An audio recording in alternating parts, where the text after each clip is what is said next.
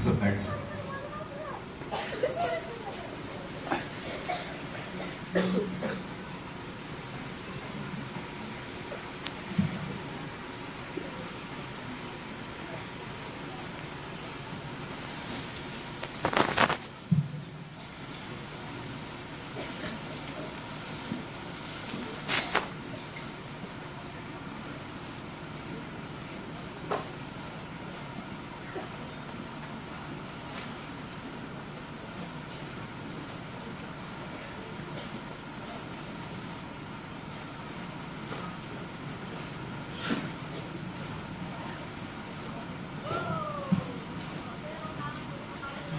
आप में से कितने लोग आज कुछ गहरा सीखना चाहते हैं? पक्का? मैं चाहता हूं सबसे पहले आप अपने पड़ोसी से कहिए कि आज परमेश्वर आपसे बात करेंगे। ठीक है, अगर आपको नहीं ध्यान दे रहा तो ये बाजू वाले को तो मैं चाहता हूं पहले आप दाएं और फिर बाएं आप उनसे कहिए आज प्रभु आपसे बात करेंगे।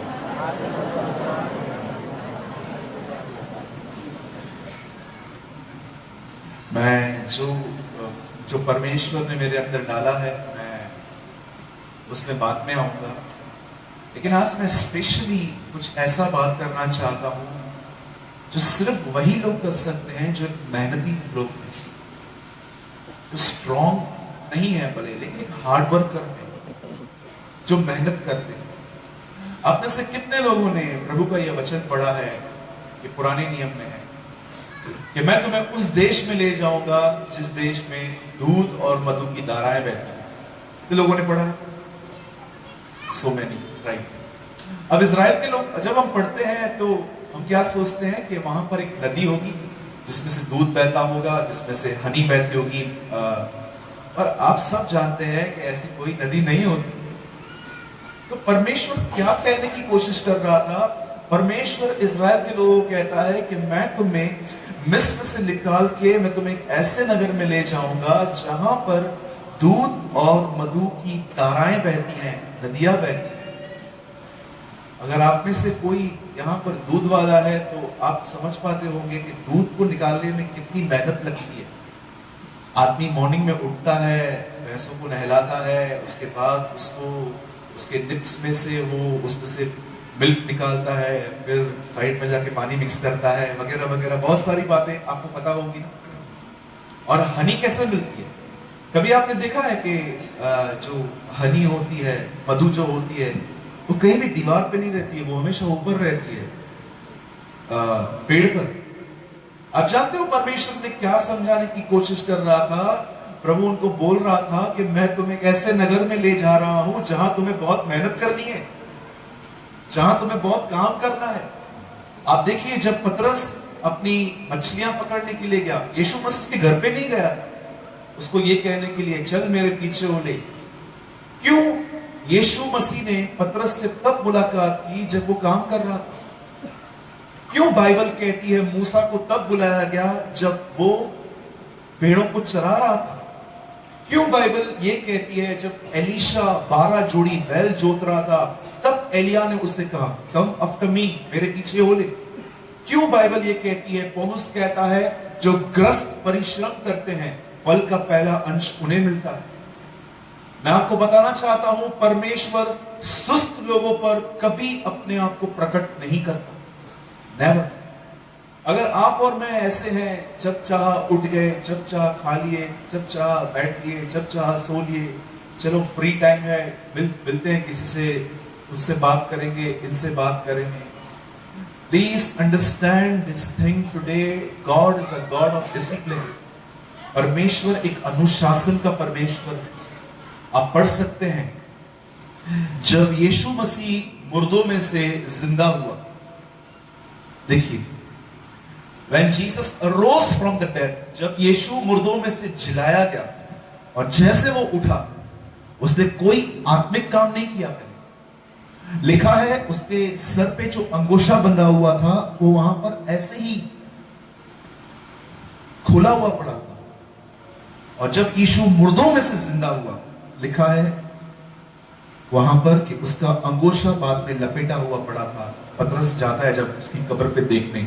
आप जानते हैं जब यीशु मुर्दों में से जिंदा हुआ तो उसने पहला काम ये किया, उसने अपना अंगोछा जो उसके सर पे बंधा हुआ था लपेट के रखा, सिर्फ ये दिखाने के लिए कि मुर्दों में से जिंदा होने के बाद भी मैंने अपना काम खुद करना सीखा।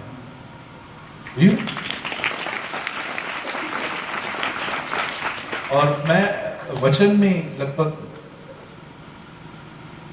15-20 मिनट के बाद आऊंगा, लेकिन मैं आपको कुछ आज ऐसा समझाना चाहता हूं जो आपकी जिंदगी को एक नई दिशा दे सकता है।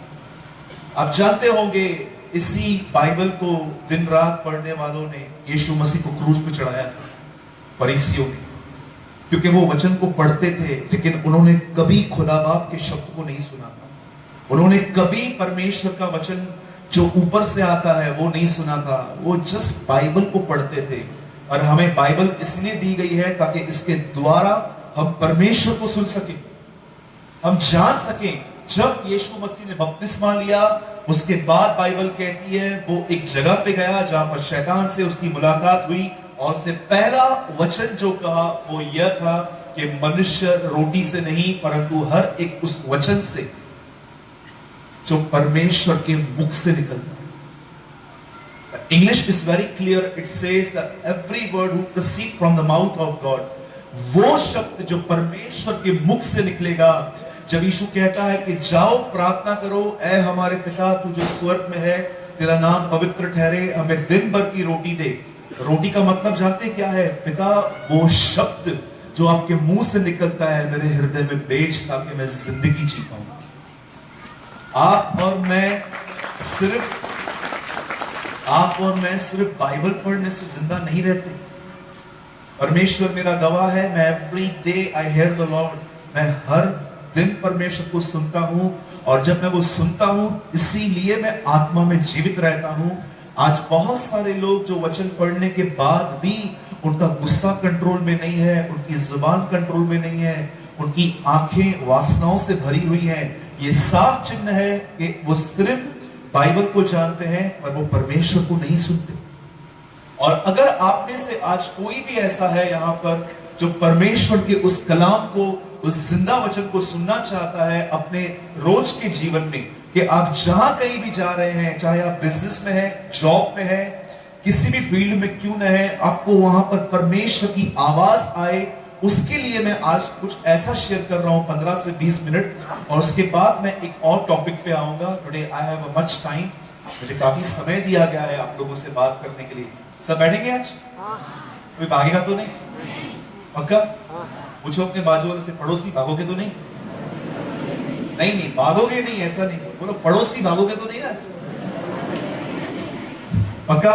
सब भाई लोग बैठेंगे आज? Okay, thank you.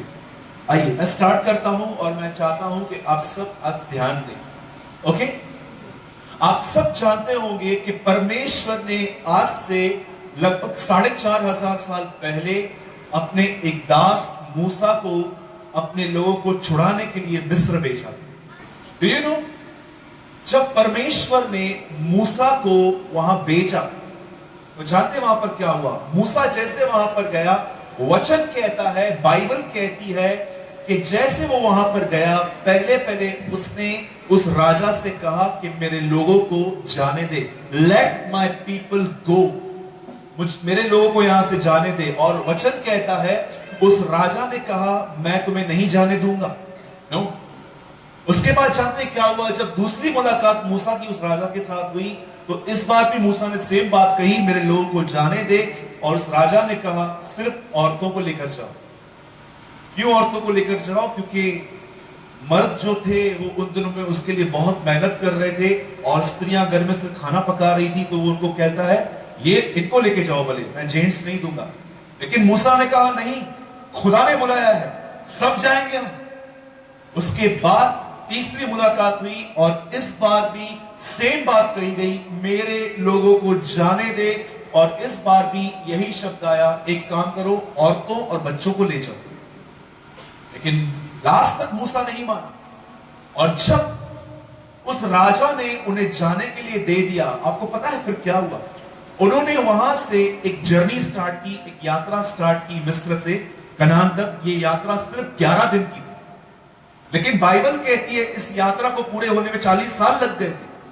40 इयर्स, 40 साल, 11 दिन की यात्रा 40 साल में पूरी हुई थी। और मैं देखता हूं कि मसीह का आज इतिहास भी कुछ ऐसा ही है। उन्हें बहुत जल्दी यीशु की तरह बनना चाहिए था, लेकिन वो बहुत स्लो है चेंज होने में। बहुत सारे लोग सिर्फ इन दिनों में वचन को सुनने के लिए आते हैं, पर उस वचन के सामने वो समर्पित नहीं होते।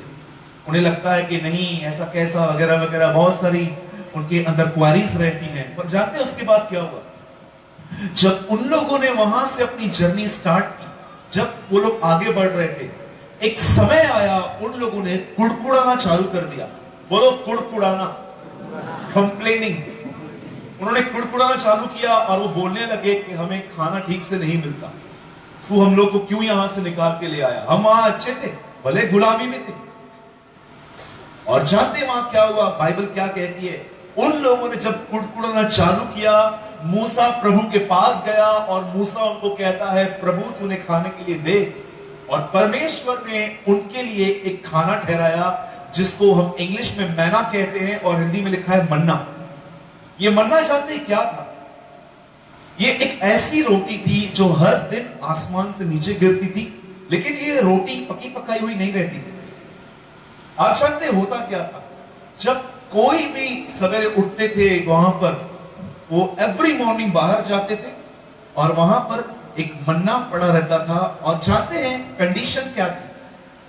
जब ये रोटी ऊपर से गिरेगी तो आपको इस रोटी को उठाने के लिए सिर्फ 1 घंटा ही है। 1 घंटे, 1.5 घंटे के बाद अगर आप बाहर जाएंगे ना, तो ये जो रोटी है ना, थोड़ी खराब हो जाती थी, थोड़ी मेल्ट हो जाती, थोड़ी पिघल जाती थी। और अब जानते हैं लोग क्या करते थे? ये जैसे मॉर्निंग में उठते थे, पहले पहले जाते थे जंगल में और वहां से रोटी लेते थे, अपने घर पे आते थे, पका के अपने बच्चों को खिलाते थे। अब मैं आपसे बात पूछता हूं, जितने भी लोग यहां हैं, अगर एक दिन आपको पता चलता है कि उड़ीसा में, सबलपुर में मार्केट जो है वो सिर्फ आज से रात को 2 और 3 बजे के बीच में खुलने वाला है, बाकी 23 घंटे बंद रहेगा, आप में से कितने लोग सामान लेने नहीं जाएंगे? सब जाएंगे? कितने लोग जाएंगे? क्यों जाएंगे आप? क्योंकि आपको पता है कि अगर मैं सामान लेने के लिए नहीं गया तो मुझे सारा दिन भूखा रहना पड़ेगा। बच्चे लोग क्या कहेंगे? तो हम लोग 2 से 3 बजे रात को उठकर भी मार्केट जाएंगे, क्योंकि 1 घंटे के लिए ही मार्केट खुला है। उन दिनों में भी वैसा ही था। परमेश्वर ने कहा था जब ये रोटी गिरेगी तुमको इसे जल्दी उठाना है, नहीं तो ये रोटी पिघलना चालू हो जाएगी और उसके बाद इस रोटी में से बदबू आना चालू हो जाएगी। आप जानते हैं 40 साल बाइबल कहती है प्रभु ने उनको ये रोटी देता रहा, देता रहा, देता रहा। और जिस दिन वो उस देश में पहुंचे, मूसा ने उन्हें एक ऐसी बात बताई जो यीशु मसीह ने नए नियम में इस बात का प्रचार किया। मूसा ने उन्हें कहा, क्या तुम जानते हो कि परमेश्वर तुम्हें 40 साल इस जंगल में से क्यों लेकर आया? वो वहां पर कहता है, इसीलिए ताकि तुम जानो कि मनुष्य रोटी से नहीं परंतु परमेश्वर के मुख से निकले गए वचन के द्वारा जिंदा रहते हैं। आप जानते हैं ये कैसा था? Now I am explaining you. जब ये मॉर्निंग में उठते थे, ये अपने घर से निकलते थे और वहां रोटी पड़ी रहती थी और जल्दी से ले लेते थे एवरी मॉर्निंग। और अगर ये देरी से पहुंचेंगे, रोटी खराब हो जाएगी। जानते हो ये बात परमेश्वर ने क्या सिखा रहा था? कि जैसे इस रोटी को पाने के लिए तुम सवेरे अपनी नींद खराब करते हो और मेरे पास आके इस रोटी में से लेते हो, अगर वैसे ही तुम हर सुबह मेरा शब्द सुनने के लिए उठोगे तो तुम जीवित रहोगे। That is God is teaching these people.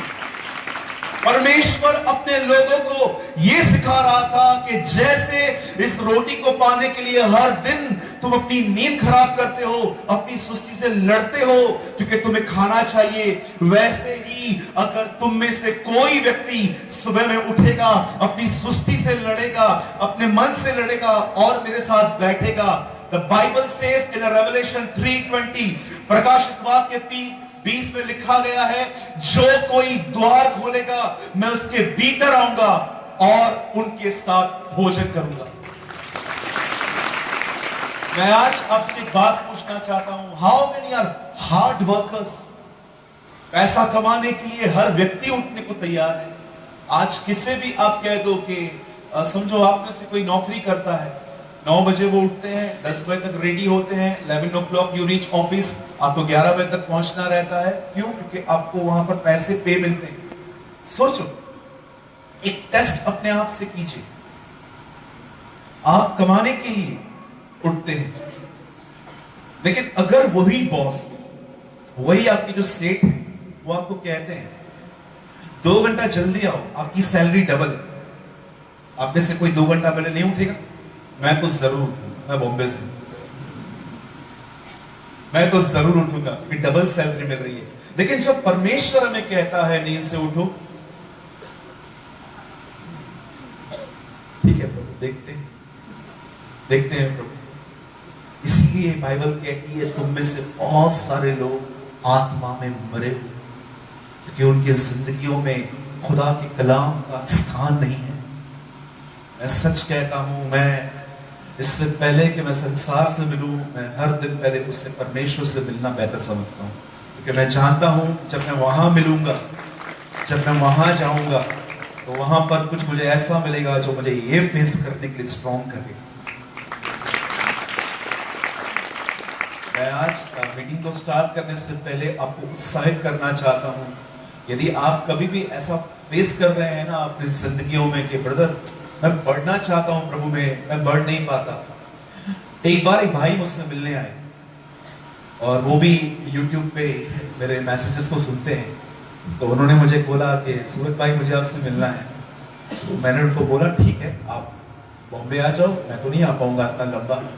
सो वो बॉम्बे आ गए मुझसे मिलने, और जैसे वो हमारे चर्च में आए तो मीटिंग के बाद मैं उनके साथ बैठा। उन्होंने कहा ब्रदर आप जो प्रचार करते हो ना सब सच्चे, लेकिन मुझसे होता नहीं है यार। इतना ईमानदार सवाल उन्होंने पूछा। बोला आप सही कहते हो लेकिन मुझसे होता नहीं है। तो मैंने बोला क्या नहीं होता है वो बता। बोला ब्रदर मैं आपका वचन सुनता हूं, जब आप बोलते हो कि यीशु के लिए अपना जीवन दो, प्रभु के लिए उठो, मॉर्निंग में अपने साथ बात करो। बोलता है यार मैं उठना चाहता हूं लेकिन मेरे को नींद आ जाती है। इवन जब मेरे को 9 बजे काम पे जाना रहता है और अभी तक 8 बजे और मैं उठ जाता हूं तो मुझे खुशी होती है, 1 घंटा बाकी है वापस हो जाता। आप जानते हैं मैंने इसको क्या कहा? सुनिए, अगर आप में से हर व्यक्ति यहां पर जो भी है, यदि आप अपनी सुस्ती से बाहर आना चाहते हैं ना, तो मैं आपको एक एडवाइस देता हूं। I will give you a little advice. ये मेरी सलाह है।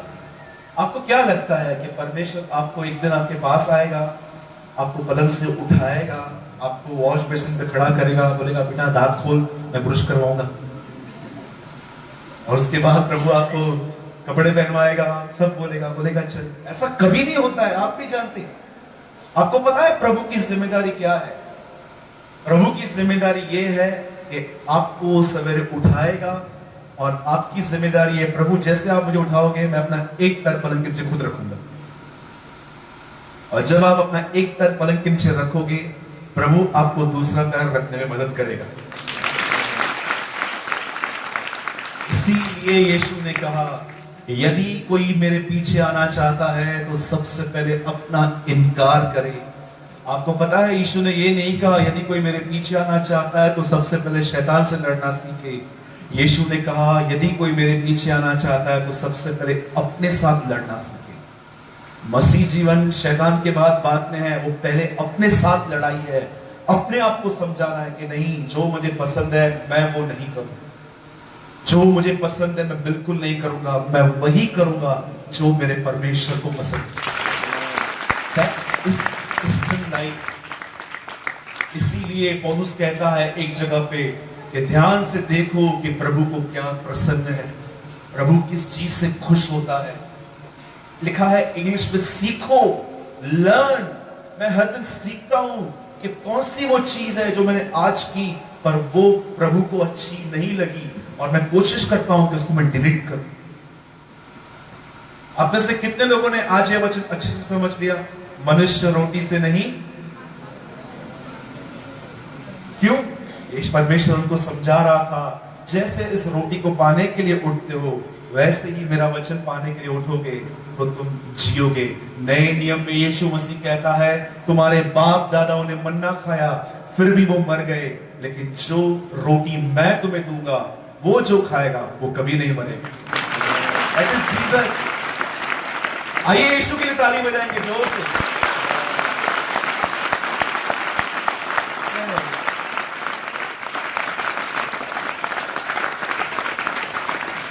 ऐसा लग रहा है कि आप मेरे लिए बजा रहे हो। यीशु के लिए कैसे बजानी चाहिए?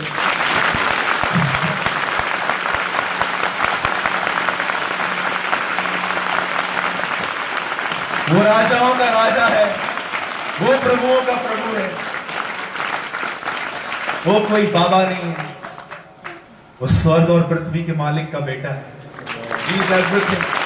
He is everything. उसे महिमा मिले जो मुर्दों से जी उठा, उसे महिमा मिले जिसने अपना जीवन हमारे लिए दे दिया। मैं भाई सूरज आपसे विनती करता हूं, आपका जीवन बदल जाएगा जब आप ये निर्णय लोगे कि प्रभु मैं आपके लिए जीऊंगा। सच है, your life will be changed. Life will be changed. आज से बहुत साल पहले जब प्रभु के लिए पता चला, मैं उन दिनों में मैं इतना गंभीर नहीं था। मैं चलता था, ठीक है, सब चलता है, झूठ भी चलता है, गुस्सा भी चलता है, किसी को माफ नहीं करो वो भी चलता है, लड़कियों को बुरी नजर से देखो सब चलता है। क्योंकि मेरे आजू बाजू ऐसे ही मसीह लोग थे जो ये सब कामों में थे, तो मुझे लगता था ये नॉर्मल है। लेकिन जिस दिन मैंने यीशु मसीह के इस वचन को पढ़ा, तब मुझे मालूम पड़ा मसीह जीवन एक्चुअली ये नहीं है जो ये जिया जा रहा है, ये तो बहुत अलग है। ये तो धार्मिकता का जीवन है, ये तो वो जीवन है कि आपको परमेश्वर के साथ चलने का मौका मिला है। There was a great man of God called साधु सुंदर Singh in the 19th century। 19वीं सदी में एक परमेश्वर के महान जन थे जिनका नाम था भाई साधु सुंदर सिंह। उन्होंने अपने जिंदगी में एक बात लिखी और उन्होंने कहा कि जब तक जिंदा हो प्रभु के साथ चलो, क्योंकि ये मौका तुम्हें फिर कभी नहीं मिलेगा।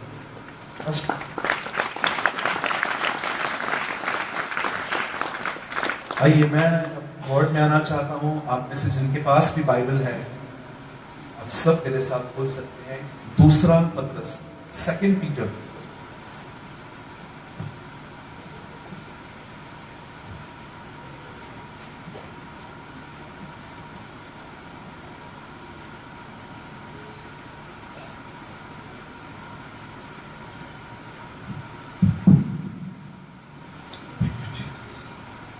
पहला अध्याय, चैप्टर 1।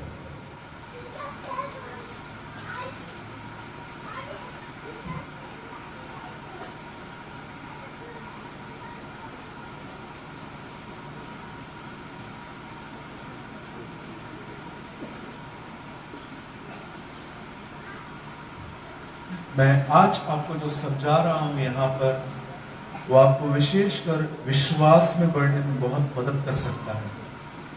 और आप और मैं जानते हैं कि कई बार हम अपना विश्वास क्यों खो देते हैं, क्यों हम लोग कई बार बीमार पड़ते हैं।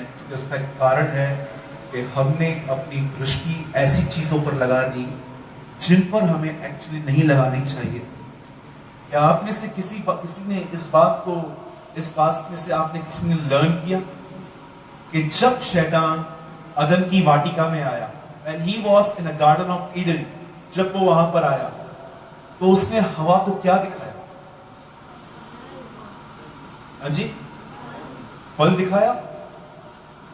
और वहां क्या क्या था? मैं आपसे जानना चाहता हूं एक स्टडी के तौर पे, जब आप प्रभु का वचन पढ़ते हैं उत्पत्ति पे, आप देखते हैं कि प्रभु ने 5 दिन में सृष्टि की रचना की, 6वें दिन उसने मनुष्य को बनाया और उस मनुष्य को उसने गार्डन में रख दिया। और वहां पर शैतान आया, शैतान ने उसे क्या दिखाया? फल। और आपको पता है वहां पर सिर्फ फल ही नहीं था, और भी बहुत सारी चीजें थी। क्या क्या था वहां पर? वहां पर एक सुंदर गार्डन था, वहां पर और भी बहुत सारे पेड़ थे। आप पढ़ सकते हो, वहां पर लिखा है एक नदी थी वहां पर जो 4 भागों में बंटती थी, हवीला नाम था उसका। आप जानते हैं शैतान का मुख्य काम जानते हैं क्या है? आपकी और मेरे जिंदगियों में जो हमारे पास है वो हमें नहीं दिखाई दे, और जो हमारे पास नहीं है उसकी और निहारना। आज बहुत सारे जो लोग हैं ना, वो समझ नहीं पाते हैं कि कौन है जो मुझे बार बार मेरी प्रॉब्लम को सामने लेकर आता है, और मेरा माइंड वहां चला जाता है, मेरा मन, और मैं उसके बारे में ही सोचता रहता हूं, फिर मैं डिप्रेस होता हूं, फिर मैं डिस्करेज होता हूं। आप जानते हैं शैतान का मुख्य काम क्या है? दुष्ट आत्माओं का मुख्य काम यह है कि आपकी जिंदगियों में जो कमी घटी है, जो घर के अंदर प्रॉब्लम्स हैं, आपका मन वहां लगा देना। और जैसे आप अपना मन वहां लगा देंगे, वो सारी बातें आपके अंदर घुस आएंगी और आप अपने विश्वास को धीरे धीरे खो दोगे। क्या आप ये बात जानते हो? शैतान सबसे ज्यादा आपके बदन पर नहीं, आपके विश्वास पर अटैक करता है। वो ये चाहता है, या कई बार आपको ऐसे भी लोगों से मिलवा सकता है, शैतान कई बार आपको ऐसे भी लोगों से मिलवाएगा जो ऑलरेडी निराश हैं, और वो आपके साथ मिलेंगे और आपको बोलेंगे कैसा है भाई? ठीक। अच्छा, क्या हुआ? सब ठीक है? हाँ यार, काम किधर हो रहा है मेरा, मैं इतना प्रेयर करता हूं और सुनता नहीं है प्रभु। मुझे पता है मेरा भी नहीं सुनता है, इसलिए मैं भी चर्च में जाता हूं, तू भी बैठ जा। आपको ऐसे बहुत सारे लोग मिलेंगे जो खुद भी निराश हैं और आपको भी निराश करने की कोशिश करेंगे। आप में से कितने लोगों ने यीशु मसीह की इस अद्भुत बात को जाना, जब एक व्यक्ति दौड़ दौड़ कर आया और उसने कहा, प्रभु अब आप मत चलिए, उसकी बेटी मर गई है। यीशु ने क्या किया? हाँ, मैं चाहता हूं सब ऐसे कीजिए। हाँ, सब नहीं कर रहे, आइए शर्माइए मत। सबने ऐसा किया, इसको बंद कीजिए। जब भी लोग आपको कहें क्या करना है, बोलो अनसुना करना है। जिंदगी में आगे बढ़ना है आपको, तो बहुत सारी चीजों को अनसुना करना सीखिए। आप समझ रहे हैं? कोई भाई यहां पर है, अगर आपको कोई ऐसा व्यक्ति मिलता है, वो बोलता है चलो कुछ पिएंगे, और आप बोलते हो नहीं नहीं मैं तो प्रभु में हूं, मैं नहीं पीऊंगा। बोलता है ठीक है चलो साली, आप मुझे बैठना, क्या करना है वहां पर? हाँ, ऐसा नहीं कल आपको कोई काम बोलता है घर पे तो आप बोलो, तो फिर क्या होगा? फिर आपका ये भी काम बंद कर देंगे वो लोग। ठीक है, हमें जिम्मेदारियों को ना नहीं कहना है, हमें शैतान की। आप जानते हैं जब आदम ने फल खाया, हवा ने खाया, आदम को भी खिलाया, और जब प्रभु वहां पर आया तो प्रभु ने क्या पूछा? क्या वो तूने फल खाया? वो बोलता है प्रभु आपने जो पत्नी दी है ना, उसने मुझे खिलाया। इसका मतलब 45% आपकी गलती कि आपने मुझे ये पत्नी दी, 45% इसकी गलती कि इसने मुझे फल खिलाया, 10% मेरा है। He confessed his sin like that. उसने अपना पाप ऐसे कबूल किया। और जब जानते हैं प्रभु वहां पर आया तो प्रभु ने उसको क्यों निकाला? मैं जानता हूं आप में से बहुत सारे लोग इस बात को नहीं जानते होंगे, लेकिन आज इस बात को जान लीजिए। जब प्रभु वहां पर आया तो प्रभु ने जानते हैं किस कारण से उसको निकाला। याद रखिए, आप इस पूरे पवित्र शास्त्र को पढ़ लीजिए, आपको वहां पर मिलेगा आदम फल खाने की वजह से नहीं निकाला गया, वो किसी और कारण से निकाला गया है। वहां पर मैंने सिर्फ झूठ सुना था बहुत सारे लोगों से कि फल खाने की वजह से वो वहां से निकाल दिया गया। बाइबल ऐसा नहीं कहती। बाइबल कहती है जब प्रभु वहां पर आया तो प्रभु ने उससे पूछा क्या तूने वो फल खाया? बोलता है पत्नी ने खिलाया। क्या तूने फल खाया? सांप ने खिलाया। प्रभु ने कहा निकलो यहां से तीनों। और जानते हो प्रभु ने क्या कह के आदम को निकाला? प्रभु ने उसको ये नहीं कहा कि तूने फल खाया इसलिए निकल। प्रभु ने उससे कहा तूने जो अपनी पत्नी की सुनी इसलिए यहां से निकल। अब मुझे बात बताइए, अगर आप में से यहां पर कोई भाई बैठा हुआ है और उसकी पत्नी एक अच्छी और आत्मिक औरत है और वो आपको सलाह देती है, तो क्या उनकी सुनना गलत है? आप जानते हैं खुदा क्या कह रहा था? हर उस आवाज को सुनना पाप है जो शैतान की तरफ से है। हर उस आवाज को रिजेक्ट करना चाहिए। आपको ये जानना चाहिए कि कौन है जो आपके माइंड को ऑपरेट करता है, कौन है जो आप सवेरे उठते हैं अच्छे मन से दुआ करते हैं, प्रार्थना करते हैं, वचन पढ़ते हैं, लेकिन आहिस्ते आहिस्ते आपके माइंड को किसी और चीज में लगा दिया जाता है और आहिस्ते आहिस्ते आप परेशान होना चालू हो जाते हैं, डिस्टर्ब होना चालू हो जाते हैं और रात को आते आते आपको ऐसा लगता है कि आप बहुत टूट चुके हैं, मेरे भाइयों और बहनों, याद रखिए, दुष्ट आत्माओं का एक काम यह है कि आपका मन आपकी तकलीफों में डाल दे। और याद रखिए, पवित्र आत्मा का एक काम यह है कि वो आपको दिखाएगा, डर मत, यीशु मसीह जिंदा है।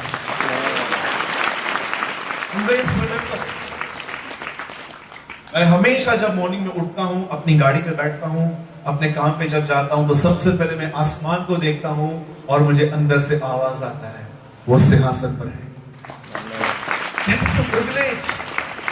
हमें हर दिन उत्साहित होकर जीना है। हम लोग कोई हारे हुए लोग नहीं है। आज के बाद शैतान कभी भी आपको निराश करने की कोशिश करे ना, आपके माइंड में थॉट चले ना, अपने मुंह से ऐसा बोलो, वो जी उठा है, वो जिंदा है, वो मरा हुआ नहीं है। हाँ, अगर वो मरा हुआ होता तो मैं बहुत परेशान होता। मैं बहुत बार जब देखता हूं ना, मुझे गलत गलत ख्याल आते हैं, मैं अपने मुंह से इंग्लिश में एक कन्फेशन करता हूं, ही इज रिजन, वो जिंदा है। मैं आपको एक बात बताना चाहता हूं। समझिए, आप यहां से मैं जब आ रहा था तो मैंने घना जंगल देखा था यहां। समझिए, आप यहां से जब निकल रहे हैं और आप अकेले हैं और आप सामने से देख रहे हैं कि जंगली कुत्ते आपकी तरफ आ रहे हैं, आप क्या करेंगे? मैं सच बताऊं, मैं वापस यहीं भाग के आ जाऊंगा। आप क्या करेंगे? आई थिंक आप भी सेम करेंगे। हमारा जी, आप क्या करेंगे? भाई लोग, आप क्या करेंगे? अगर आप देख रहे हो कि 6-7 जंगली कुत्ते आपको मारने और काटने के लिए आ रहे हैं और आप सामने से उनको देख रहे हो, मैं आपको सच कहता हूं, मैं सीधा मोबाइल उठाऊंगा, बस मैं आ रहा हूं। मुझे बताइए, आप क्या करेंगे? सेम करेंगे? लेकिन सोचो, अगर आपने अपने बाजू में इतना बड़ा शेर पाल के रखा है और आप उसके साथ निकल रहे हो और सामने से कुत्ते आ रहे हैं, आप डरोगे? अरे, आपको विश्वास नहीं है, ये दुष्ट आत्मा सिर्फ एक कुत्ते हैं, शेर आपके अंदर रहता है, यीशु मसीह।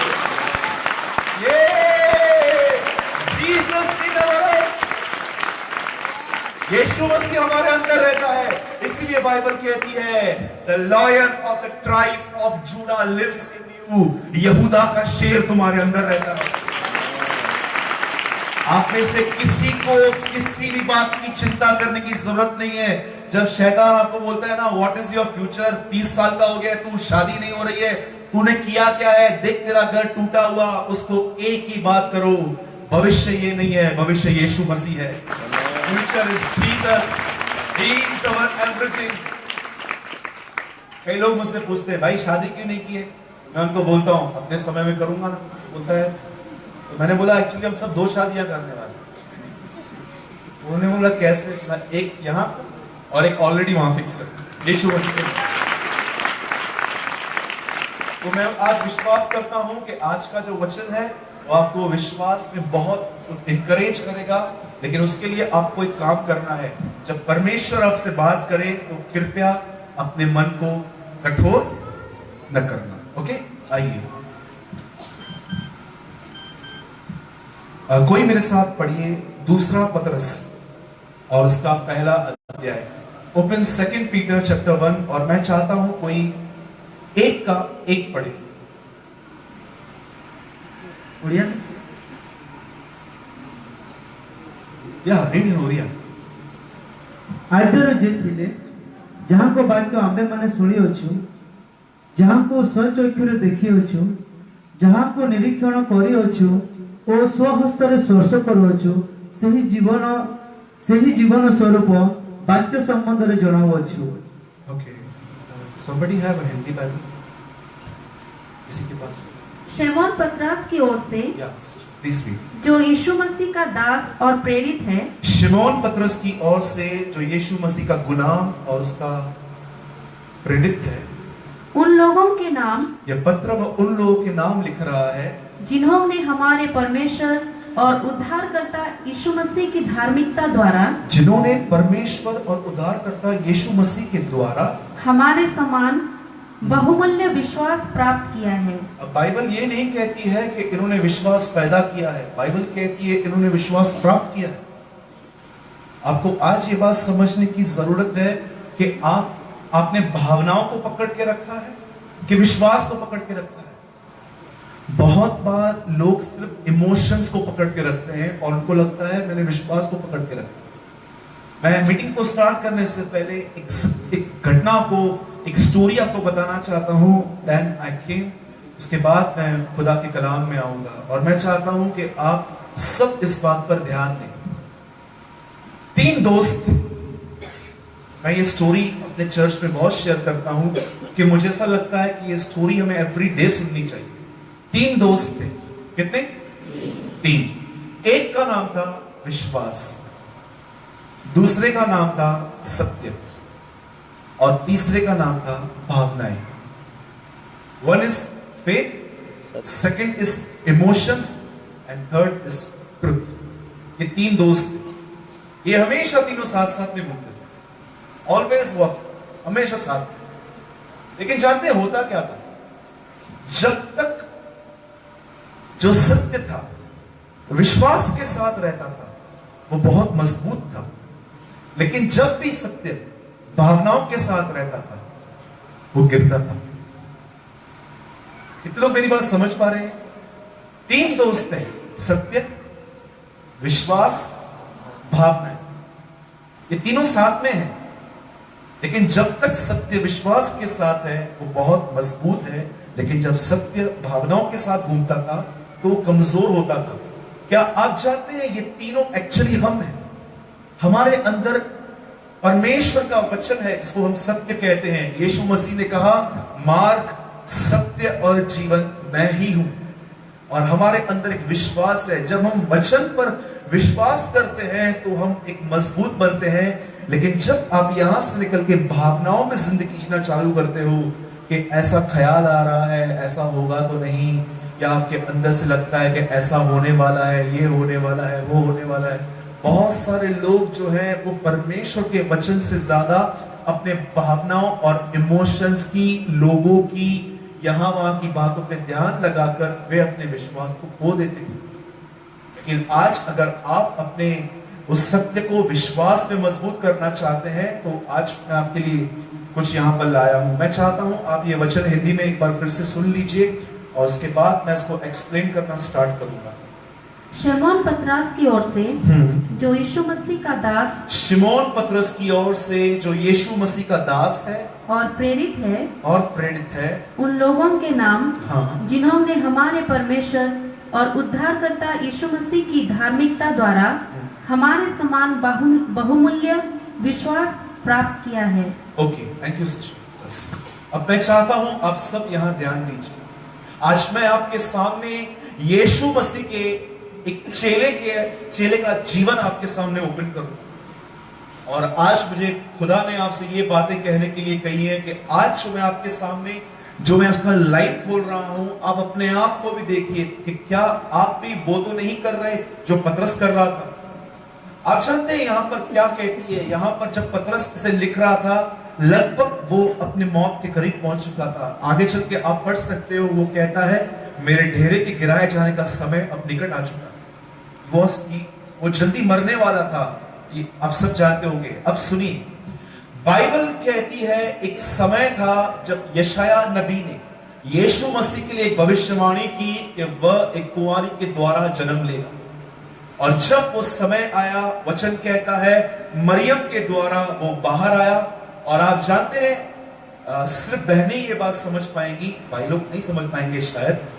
आप जानते होंगे जब बच्चा मां के पेट में आता है तो वो एक नली से जुड़ा हुआ रहता है, और जब वो अपने मां के पेट से सिजरिंग या तो एक नॉर्मल वे में जब बाहर आता है तो उसकी नली वो काटी जाती है। क्या आप जानते हैं यीशु मसीह अपने मां के पेट में जब था तो वो अपनी मां की पेट की नली से जुड़ा हुआ नहीं था, कि उस नली में से ब्लड सप्लाई होता है, वहां से खून मिलता है। जब यीशु मसीह उसके अंदर था, क्योंकि यीशु मसीह इंसान के द्वारा नहीं जन्मा था, उस इंसान को यूज किया गया था, पर पवित्र आत्मा के द्वारा वो पैदा हुआ था। वो एक पहला व्यक्ति था बाइबल का जो अपने मां के पाइप से जुड़ा हुआ नहीं था। जब वो बाहर निकला तो वो ऐसे ही बाहर आया, क्योंकि उसके अंदर बाइबल कहती है परमेश्वर का खून था, मरियम और यूसुफ का नहीं था। और जब वो बाहर आया, वचन कहता है कि वो 12 साल की उम्र में एक बार मंदिर में लोगों से बातचीत करता हुआ दिखाई दिया। और आप जानते होंगे कि ये बातचीत क्या हो रही थी। लिखा है वो खुदा बाप के वचन के लिए, परमेश्वर पिता के वचन के लिए वहां बात कर रहा था। मैं कभी कभी इमेजिन करता हूं कि जब इतना छोटा 12 साल का बच्चा जब परमेश्वर के वचन के लिए बोलता होगा, सब लोग ऐसा माथा पकड़ के बैठते होंगे कि यार 12 साल की उम्र में क्या ज्ञान है इसका। आजकल इतना स्कॉलर्स के पास भी ज्ञान नहीं रहता है जितना 12 साल के तक उसके अंदर था। और जानते हैं, कई बार ऐसे सोचते होंगे वो लोग कि 12 साल की उम्र में इसके पास इतना ज्ञान, इतना उसका वचन। वो सोचते थे इसे परमेश्वर का वचन पता है, वे नहीं जानते थे कि वो खुद परमेश्वर का वचन है। He himself is the word of God। वो समय प्रभु का वचन था। और आप जानते हैं जब वो बड़ा हुआ, 30 साल का हुआ, और उसने यरदन नदी से अपनी सेवकाई स्टार्ट की। When he was baptized in the Jordan River, जब उसकी यरदन नदी पे उसके ऊपर एक अभिषेक आया, पवित्र आत्मा हमेशा उसके अंदर था, लेकिन अब पवित्र आत्मा उसके ऊपर आ गया, उसके अंदर से बहने के लिए दूसरों तक। और आप जानते हैं जब उसने अपनी मिनिस्ट्री स्टार्ट की, उसने अपनी सेवकाई के अंदर एक अद्भुत बात बताई। वही मैं आपको बताना चाहता हूं आज। वो सबसे पहले एक व्यक्ति से मिला जिसका नाम था पतरस। और आप जानते हैं पतरस ने क्या किया? पतरस उन दिनों में जिस दिन यीशु मसीह से उसकी मुलाकात हुई, पतरस ऑलरेडी सारी रात मेहनत कर चुका था। बहुत उसने मेहनत की थी, कहां कहां जाल डाले थे, पर प्रभु का वचन कहता है उसे कुछ नहीं मिल पाया। आप जानते हैं कई बार यीशु कब मिलता है आपसे? बोलो, जब कुछ नहीं मिलता तब यीशु मसीह मिलने आता है, राइट?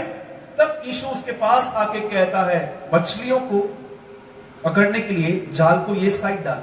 आप पढ़ सकते हैं, वहां पर लिखा है जाल को दाहिनी ओर डाल। बाईं ओर क्यों नहीं?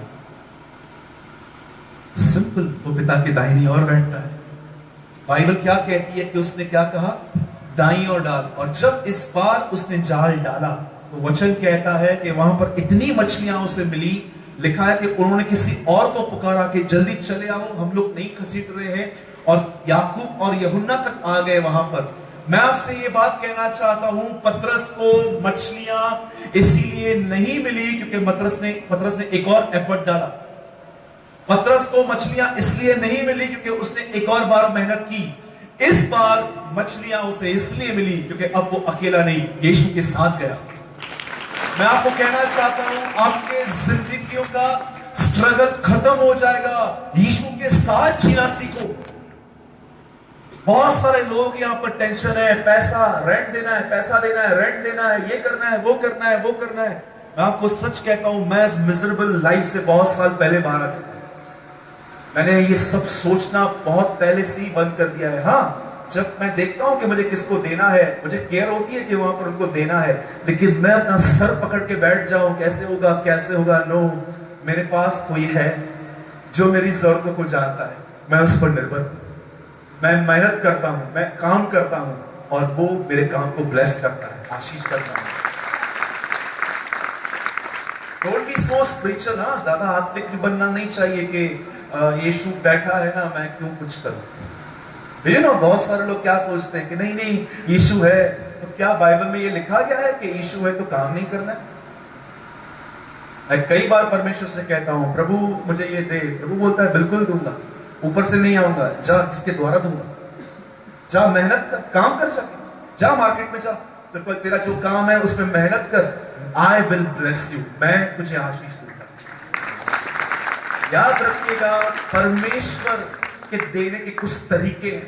हाँ, वो सुपर नेचुरल वे से भी दे सकता है, लेकिन कई बार वो उनको ब्लेस करता है जो अपने काम में विश्वास योग्य है। और जानते हैं, जब वो पतरस से मिला, उसने पतरस से क्या कहा? मेरे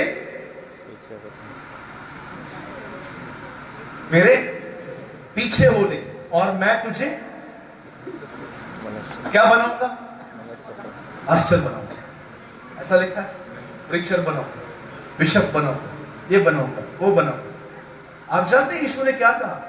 अगर आप में से कोई भी भाई बहन यहां बैठा है जो ये सोचता है, ब्रदर मुझे बताओ ना, मेरी बुलाहट क्या है, मेरी सेवकाई क्या है, प्रभु ने मुझे क्यों अपने पास बुलाया है। आप जानते हैं यहां से बहुत साल पहले उसने एक आदमी को अपने पास क्यों बुलाया। उसने कहा मेरे पीछे चल, इसका मतलब मेरा पीछा कर, और जब तू मेरा पीछा करेगा तब मैं तुझे मनुष्य को पकड़ने वाला बनाऊंगा।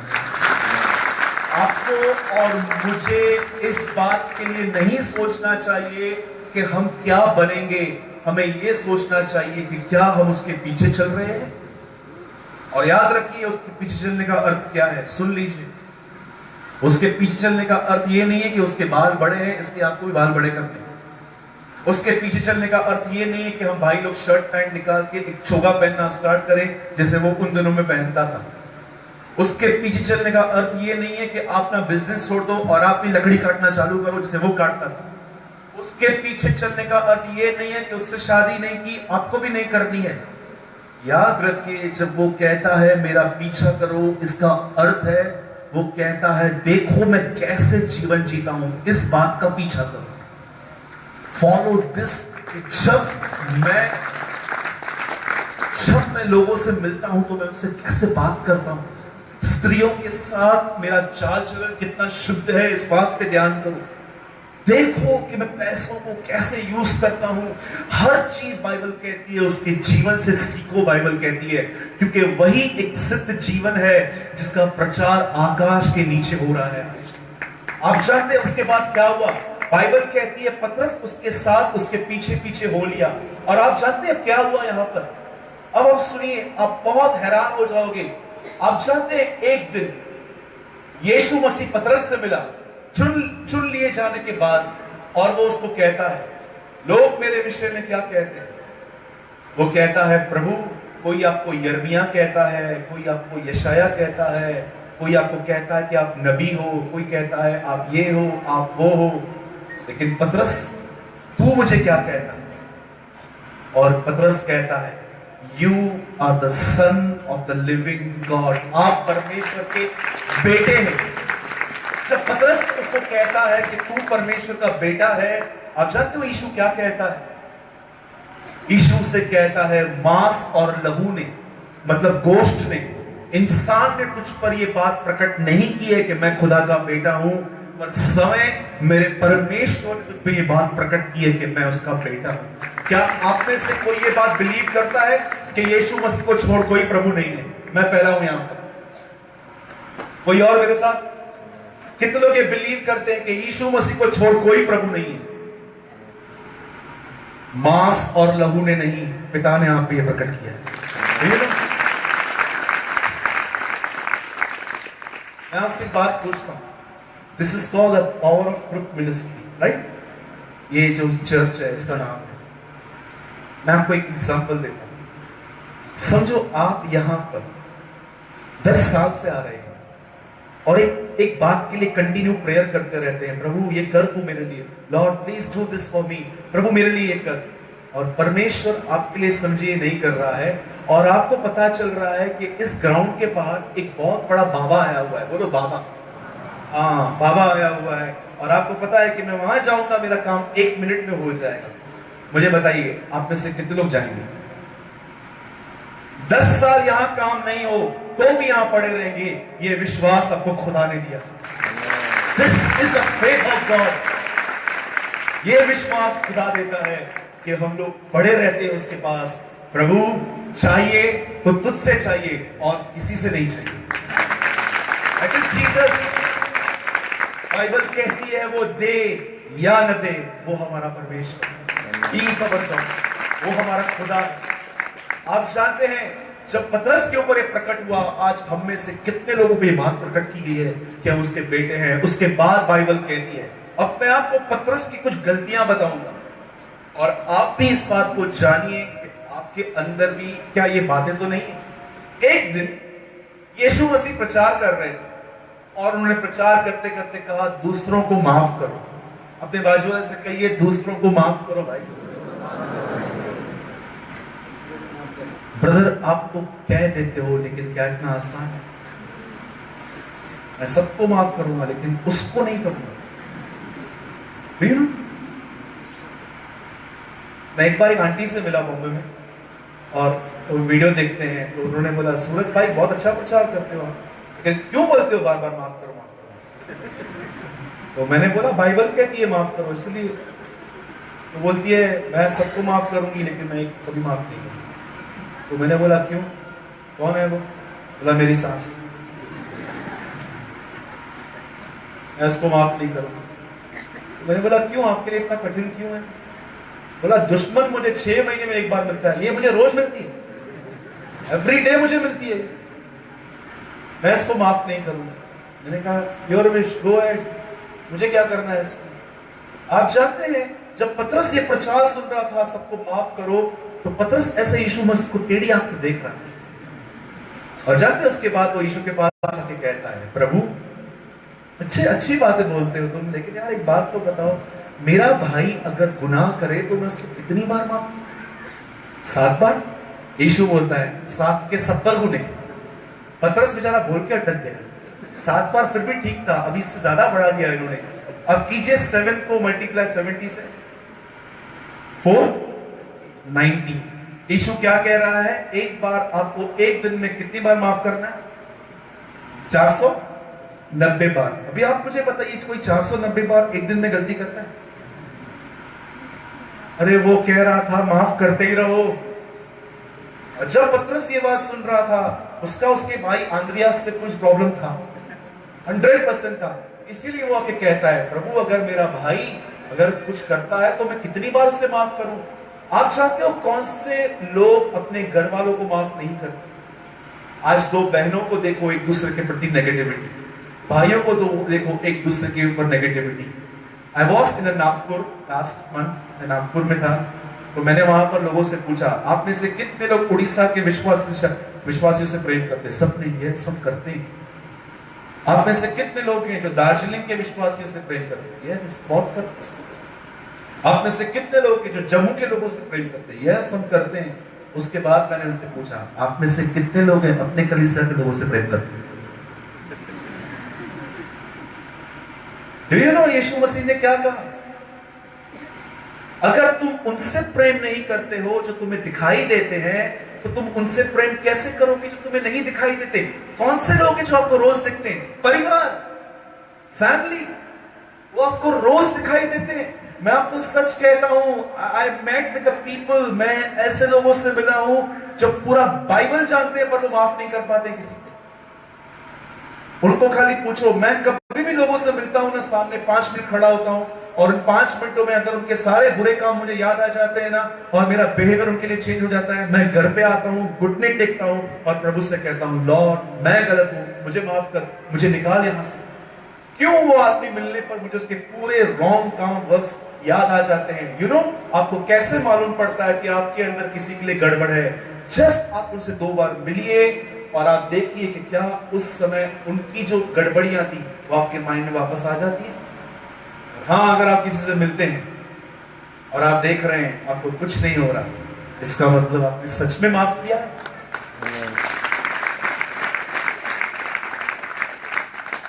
कुछ दिन पहले मुझे कॉल आया, मेरे चर्च के ही थे, तो उन्होंने मुझे कहा सूरज भाई मेरे घर पे है ना, मेरी देवरानी ने मेरे लिए बहुत बैकबाइट किया, बहुत गलत बोला, तो मैं क्या करूं? मैंने कहा बहन बाइबल वही है, नया नहीं आया है अभी तक कोई, इसमें लिखा हो कि अभी चलता है माफ नहीं करो। मैंने बोला वही बाइबल है, 2017 साल से वही बाइबल है, लिखा है माफ करो तो माफ करो। बोला ठीक है मैं माफ करूं। एंड नेक्स्ट डे जब वो मुझे एक सभा में मिले, उससे बोला brother thank you so much, आपने मुझे कितना अच्छा एडवाइस दिया। ब्रदर मैंने उसको माफ कर दिया है लेकिन मैं कभी उससे बात नहीं करूंगी।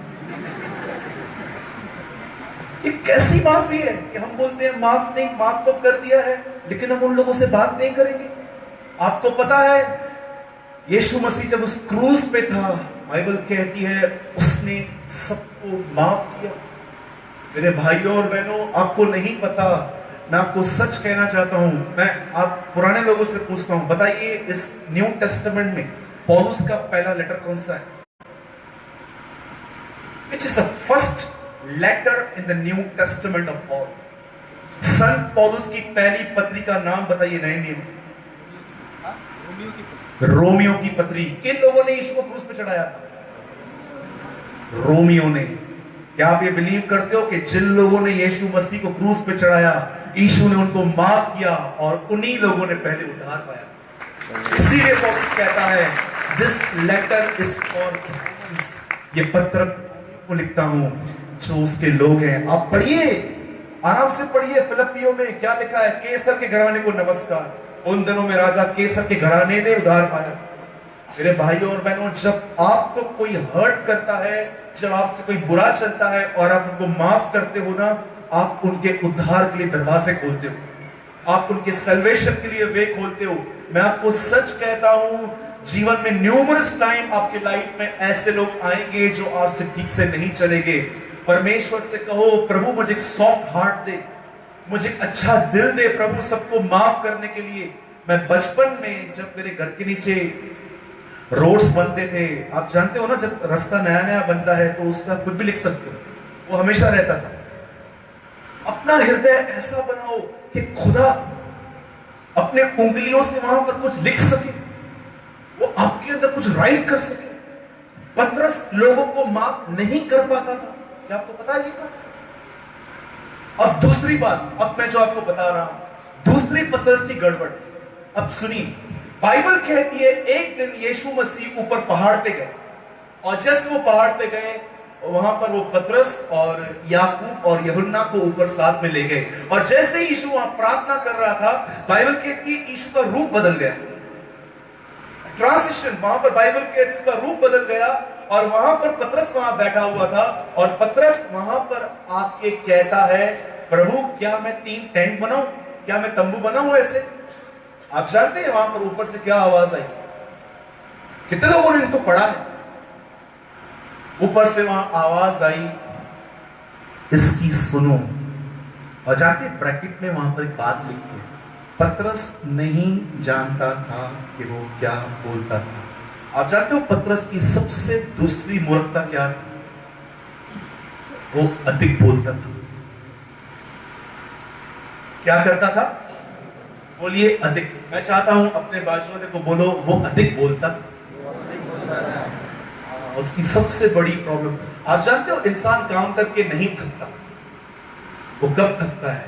जब वो अधिक बोलता है।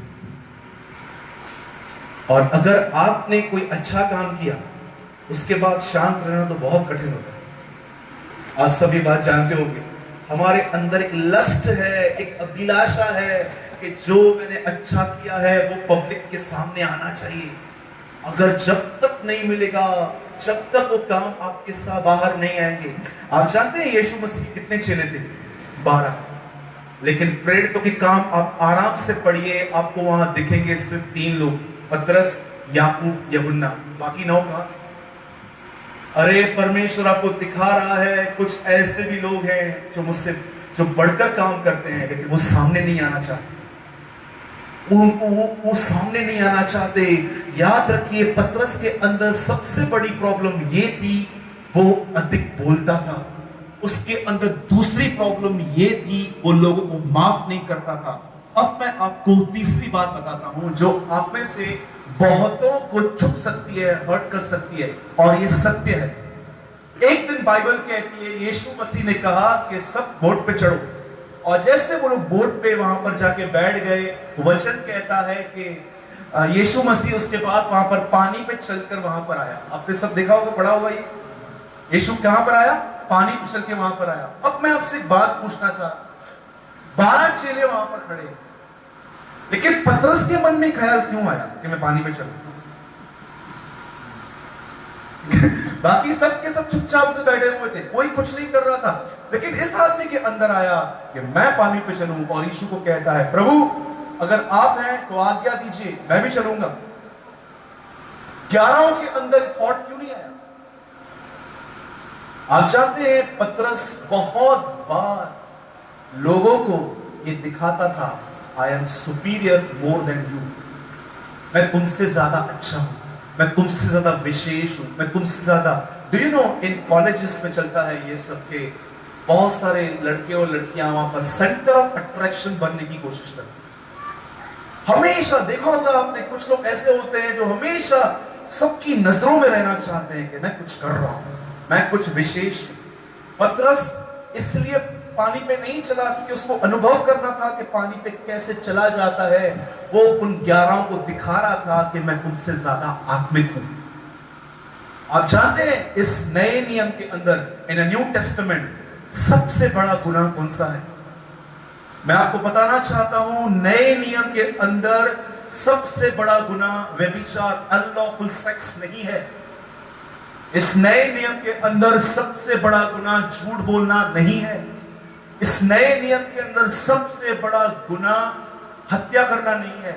हाँ, ये सब गुनाह है, लेकिन आपको पता है नए नियम के अंदर सबसे बड़ा गुनाह है कि अपने आप को वैसा दिखाना जैसा आप नहीं है। आप पढ़ सकते हैं मत्ती के 23वें अध्याय के अंदर यीशु मसीह ने एक लॉन्ग सरमन दिया है वहां पर फरीसियों के ऊपर कि ये हमेशा दिखावटीपन करते हैं। मैं अपने चर्च के लोगों से हमेशा एक सवाल पूछता हूं कि जैसे तुम चर्च में हो, क्या तुम वैसे घर में हो? मैं आज से भी, क्योंकि मैं ये बिलीव करता हूं कि समटाइम्स आई फील कि जब मैं यहां आता हूं ऐसा लगता है कि मैं घर में ही आ रहा हूं। एक्चुअली मैं आज, आप भी मेरे घर है, मैं आपसे पूछता हूं, how is your behave in home? क्या हम घर पे भी, क्या अपने परिवार के साथ हम नम्र हैं? सच बता। देखिए, वो माफ नहीं करता, वो माफ नहीं करता, उसके अंदर बहुत सारी और बातें थी। अब चौथी बात आपके सामने आ रही है। आप में से मैं आपसे पूछता हूं, जब आप अपने घर में किसी को दुख पहुंचाते हैं तो क्या आप उनसे माफी मांगते हैं? हाँ, आप अपने आप से बात पूछिए। The Bible says, blessed are the peacemaker. धन्य है वो लोग जो शांति का काम करते हैं। Not a trouble makers, पर बाइबल कहती है पीस मेकर। कुछ लोग ऐसे होते हैं, हर चीज को एडजस्ट कर लेते हैं सिर्फ एक बात की वजह से, घर में शांति होनी चाहिए। मैं अपनी माँ को कई बार बोलता हूँ, मम्मी भले घर पे नॉनवेज नहीं पकाओ, I don't want fish, prawns, mutton, कुछ नहीं चाहिए, घर में शांति चाहिए। Do you know the Bible says, प्रभु का वचन कहता है कि झगड़ालू स्त्री के साथ रहने से अच्छा है घर की छत पे जाके रहो। डोंट वरी, रहना नहीं, रहना आपके साथ। जस्ट मैं आपको एक बात बता रहा हूं। मैं आपसे बात पूछना चाहता हूं, आप में से कितने लोग हैं अपने परिवार से प्रेम करते हैं? जब वो यरदन नदी पे आया, उसके लिए एक आवाज आई, ये मेरा प्रिय पुत्र है। अब तक यीशु ने कुछ भी नहीं किया था, उसने पानी को दाखरस नहीं बनाया था, उसने कुछ नहीं किया था, लेकिन उसने सिर्फ 2 काम किए थे। अपनी विधवा मां को उसने अच्छे से पाला था और वह अपने काम में विश्वास योग्य था। बाइबल कहती है जब कोई घर का प्रबंध नहीं कर सकता तो वो अपनी कलीसिया का प्रबंध कैसे कर सकता है? मैं कई बार सोचता हूं कि if I'm not handling 4 people in my family, how can I handle 400 people in church? मैं जब 4 लोगों को घर पे नहीं पा सकता तो मैं 400 लोगों की कलीसिया में कैसे रखवाली कर पाऊंगा? अब जानते पतरस क्या था? मैं आपको बताना चाहता हूं, बाद में वो इतना चेंज हुआ पेंटिकॉस्ट के दिनों के बाद, लेकिन गॉस्पल्स के अंदर, सुसमाचारों के अंदर प्रभु प्रकट कर रहा था उसका जीवन के देखो मैंने कैसे आदमी को उठाया और कैसे उसको बदला है मैंने। वो माफ नहीं करता था, वो दिखावटी जीवन जी रहा था। अब मैं उसकी आखिरी गड़बड़ आपको बता के उसके बाद मैं आपको यह बताऊंगा कि उसने विश्वास के लिए क्यों लिखा है। आप जानते हैं जैसे जैसे पतरस प्रभु के साथ घूमता रहा, मैं आपको बताना चाहता हूं, बहुत सारे लोग सोचते हैं कि यीशु में आके लोग सिर्फ नम्र बनते हैं, पर मैं आपको बताना चाहता हूं बहुत सारे लोग यीशु में आने के बाद घमंडी भी बन जाते हैं। Do you know? पतरस यीशु के साथ रहकर एक हम्बल पर्सन नहीं बन पाया था, एक नम्र व्यक्ति नहीं बन पाया था, पर वो यीशु के साथ रहकर घमंडी बन गया था। अब आप सोचो कि अभी मानस जी और मैं यहां पर बैठे, we are a simple people, हम साधारण से लोग हैं, और मैं तो ये विश्वास करता हूं कि जो बच्चे अपना घर छोड़ के ऐसी जगहों पर सेवा करने के लिए जाते हैं जहां पर उनको खाना ठीक से नहीं मिलता, पानी ठीक से नहीं मिलता, रहने के लिए नहीं मिलता, आपको पता है हम लोग साधारण से लोग हैं। सच्चे परमेश्वर के दास तो वो लोग हैं जो अपना घर बार छोड़ के ऐसी जगहों पे चले जाते हैं जहां पर उनको प्रॉपर खाना भी नहीं मिलता, पानी नहीं मिलता, कुछ भी नहीं मिलता, फिर भी भूख और प्यास में वो खुदा की सेवा करते हैं। वो परमेश्वर के सच्चे दास हैं। अरे हम तो सिंपल लोग हैं। इसीलिए मैं अपने हर आर्टिकल में लिखता हूँ नॉट पास्टर या ब्रदर और ब्रदर सूरज भाई, कि मुझे लगता है ये बहुत बड़ी पदवियां हैं, मैं इसके लायक नहीं हूँ। मैं बहुत ही साधारण और बहुत सिंपल सा प्रभु का काम करने वाला लड़का, और अपने उसको आखिरी बात मैं आपको बताता हूँ, और मैं विश्वास करता हूं कि आप जैसे ध्यान दिए हुए हैं अब भी देंगे। आप जानते हैं उसके बाद क्या हुआ? जब यीशु मसीह पकड़वाने वाला था, जब वो हैंग होने वाला था क्रूस पे, लकड़ी पे जब वो मरने वाला था, उसके एक रात पहले की ये बात है। इसी यीशु ने पतरस से कहा, उठ प्रार्थना कर, बट ही नेवर प्रे। उससे प्रेयर नहीं की। आप जानते हैं उसने प्रेयर नहीं, क्यों नहीं? पतरस ने जब अपना काम छोड़ा था, पतरस उसके बाद एक लेजी व्यक्ति बन गया था, सुस्त हो गया था, वो माफ नहीं करता था, वो दिखावटी जीवन जी रहा था, वो अब सुस्त हो गया था। स्लोली स्लोली स्लोली आप देखिए, यीशु मसीह से मिलने के बाद एक आदमी जब यीशु से मिल रहा था, वो प्रभु को नहीं जान रहा था, उल्टा वो फेमस होते होते होते प्रभु के पीछे से भाग रहा था। मैं अमेजिंग, जब मुझे पवित्र आत्मा ने ये बातें दिखाई कि देख, एक आदमी जब यीशु के साथ घूम रहा था, आहिस्ते आहिस्ते आहिस्ते आहिस्ते ये आदमी कैसे बैकस्लाइड होता जा रहा था, क्योंकि ये घमंडी बन चुका था। और लास्ट में यीशु दोबारा उसको कहता है, उठ प्रार्थना कर। He never pray, वो दुआ नहीं करता है। तीसरी बात उससे यीशु कहता है, ठीक है अब तू सोया ही रह। आप जानते हो इन दिनों में बहुत सारे लोग अपना प्रार्थना जीवन खो चुके हैं, स्पेशली इन बॉम्बे। हमारे बॉम्बे में ऐसी ऐसी चीजें मिलती है खाने के लिए, ये वड़ा पाव के ऊपर इतना चीज, ये पाव भाजी के ऊपर इतना चीज, इतना बड़ा वाला बर्गर, इतना बड़ा वाला सैंडविच। लोग खा खा के इतने सुस्त हो गए हैं कि जब वो प्रार्थना भी करते ना, प्रार्थना में उनको टिकारे आते। Thank you Lord. ये ना मुझे, मैं जब आ रहा था तो भाई अनिल ने मुझे एक बहुत टेस्टी चिकन खिलाया था एक जगह पे, और मैं आपको सच कहता हूं, जब मैं वो खा रहा था ना,